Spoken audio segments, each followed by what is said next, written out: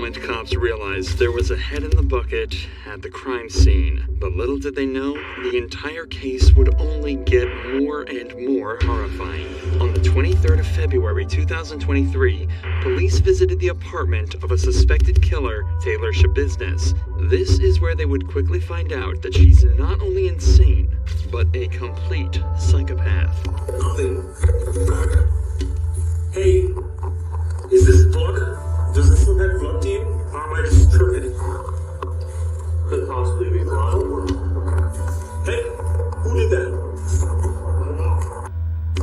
Hi, Taylor, how's it going?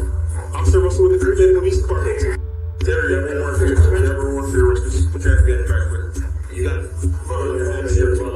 The cops were searching Taylor's property on a warrant and discovered bloody footprints next to her car and blood literally on her hands. But upon searching her apartment, they found the very thing they had been called to find in the first place: a human head in a bucket, first discovered by the victim's own mother. The police wasted no time in getting her into custody, where one of the most chilling interrogations of all time would begin. I hate this fucking outfit. Well, a few hours ago, police were dispatched to Anderson's Stone Brook that Peter sells Shad. Period. You know Shad? I know you know Shad. He's my ex. Your ex-boyfriend? Yeah. Well, they found a kind of disturbing stuff at the house there. Oh, really? Yeah.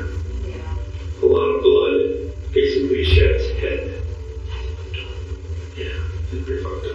It's immediately obvious how stone-faced and cold Taylor is being. She's showing absolutely no emotion about anything, including the goriest details of the case, only managing to mutter, "That's fucked up," in regards to the severed head.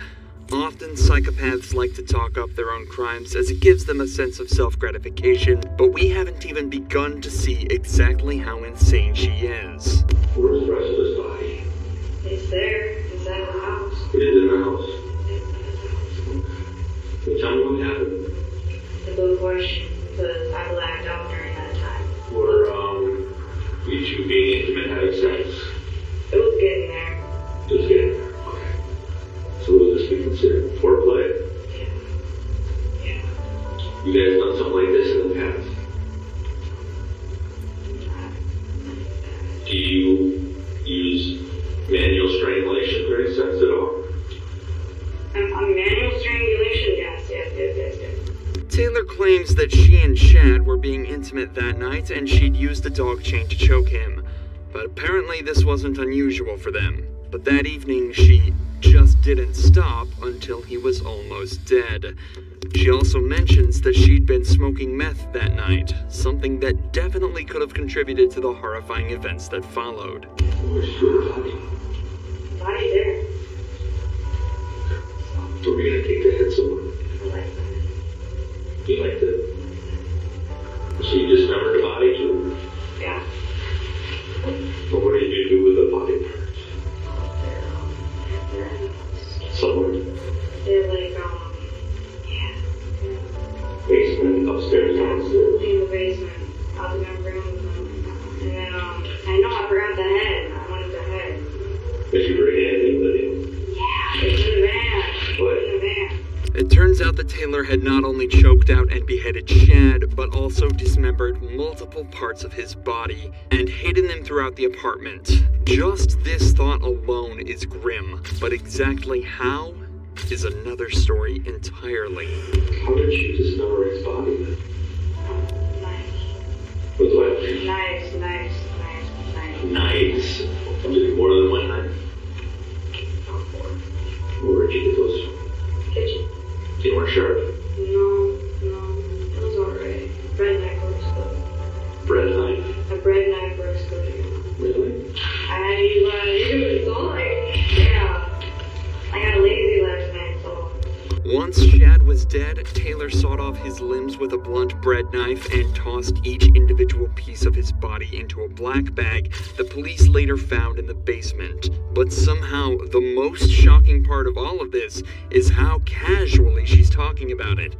It's almost as if she doesn't see anything wrong with what she's done. Psychopathic murderers often often take pride in their work and enjoy the attention that it brings them. Ted Bundy, for example, was constantly delighted to speak to the press for likely the same reason Taylor is laughing about what she did: narcissism. Taylor is saying that this was an accident, but the joy she's getting out of explaining every tiny detail to the detective implies that while she maybe didn't plan it, she certainly had no issues with what she did. For the next 5 minutes, Taylor describes how she cuddled with his body after killing him and how she used parts of his dismembered body, specifically his genitals. We pick the interview back up as she continues to bluntly describe the chilling events of that night. You do anything particular with the head or the body? What would you do with the blood wrapping all the blood? It's still in there, it's still in the toilet. There's a shower in the basement. It's like, I just dumped it out. It's probably still in there. Where do you know? Yeah, well, I drained his head. Well, like, after I started his head, I was doing bucket, but then there's still blood in this bucket because it's coming out of my head. Should have took the brains out, but I didn't. And then I just... So you cleaned his head in the shower and then dumped the bucket? Not only is Taylor comfortable with dismembering and beheading her former lover, but it seems she was also fine with draining and washing his head, and possibly even removing his brain. It's unclear why she felt the need to do this right now, as things really aren't adding up. She had already discarded and hidden the rest of the body, so if she was attempting to hide it, then she would want to dispose of the head too. There is something much deeper at play here, and the detective is desperate to figure out what. So when he put the chain on his neck, he thought that you guys are going to have kinky sex. You think that's what Chad was thinking, maybe? What were you thinking? I was gonna do the same thing. You know, I was going in, and I did. And I went in. But then he was like, choke me. But he didn't really say it, so I'm like, put it on his neck. I already know I'm gonna choke him. And I did. But before you chain went around his neck, were you and Chad like kissing or any foreplay or anything? No, we were chilling at home. You just chilling. So all of a sudden, the chain went around his neck. Yeah. How come? I'm just trying to get it. He likes it. Right. And I was gonna walk him like a dog. And he wanted that. I have no idea, but I was gonna do it anyway. Okay. And you claim it was his idea? No, it was his idea. It was all him. Right, so you're on the bed, the chain goes around his neck and you start choking him. And you just realize that he was gonna die or what? I'm just like, shit.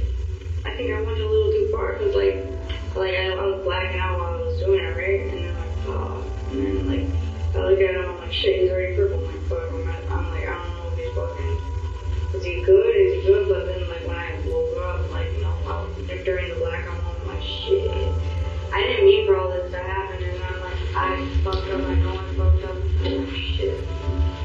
Yeah, I'm sorry.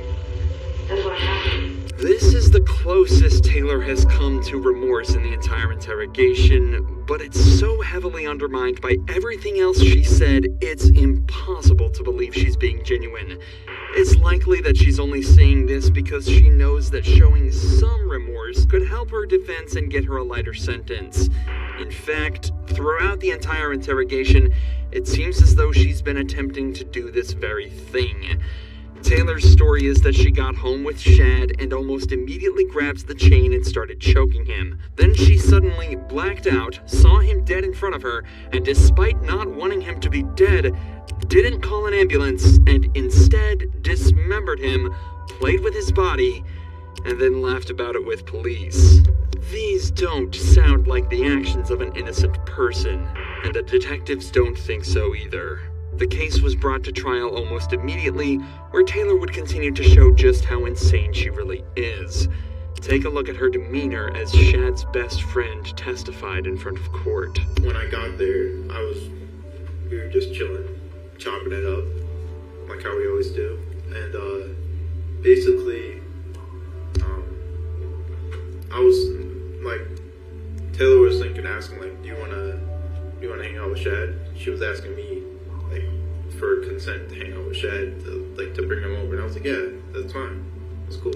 This behavior continued for the entire trial so far, as she smiled, smirked, and laughed her way through the whole thing.